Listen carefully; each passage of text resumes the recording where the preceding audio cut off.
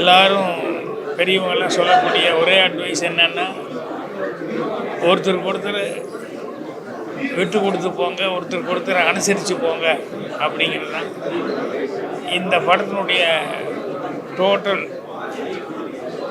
படத்தில் சொல்லக்கூடிய சமாச்சாரமும் அதுதான், ஒருத்தருக்கு ஒருத்தர் விட்டு கொடுத்து போங்க, அனுசரித்து போங்க அப்படிங்கிறது. என்ன இந்த காலகட்டத்தில் இப்போ அந்த அந்த யூத்து டூட்ஸ் சொல்லுங்க, அந்த யூத்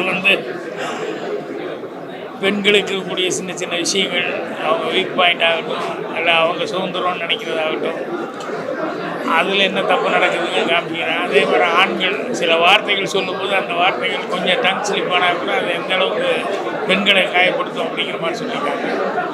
ஸோ இந்த ஹீரோயினில் ஆரம்பித்து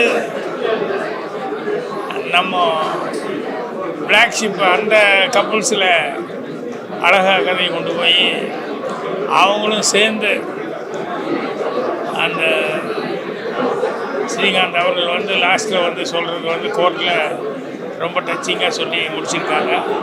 இன்றைக்கி யூத்துக்கு தேவையான ஒரு நல்ல மெசேஜ்.